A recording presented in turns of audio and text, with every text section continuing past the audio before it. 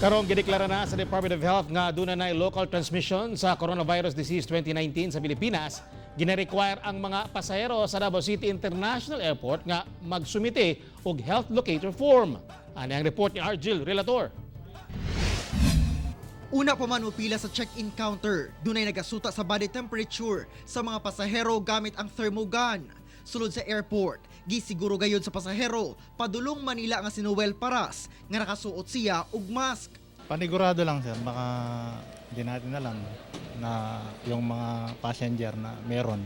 Sa check-in counter, gi-require sab ang tanang ground crew sa Philippine Airlines nga magsuot og mask sanglit bisan si kinsa lang ang ilang makahinabi nga pasahero. Ko-collect tayo niyan, ma'am? Sa aircraft po mamaya, bago kayo mag-land sa Manila, yung mga form po Okay, na ma'am. passenger health locator, Oh, yeah. ito-collect ng cabin. Oh, yes.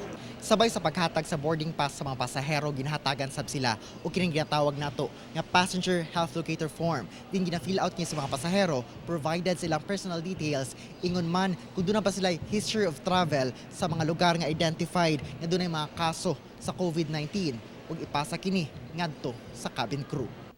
Doon na may namatikdang pag-ubos sa ihap sa pasahero, apan dili kuno apektado ang flight operations. Prioridad sa airline ang kaluwasan sa ilang mga pasahero. The aircraft are being disinfect every arrival and departure sa flights. Buot sa Bureau of Quarantine 11 nga magpa-fill out sab og samang health locator form ang Cebu Pacific Air ug Air Asia sa ilang mga pasahero.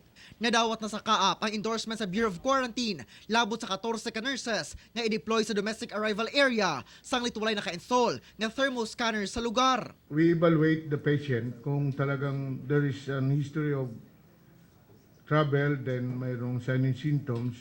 Kamatikdan nga sagad sa mga niabot ka pasahero, nakasuot gayud og mask. Kauban si Joe Pascual sa kamera.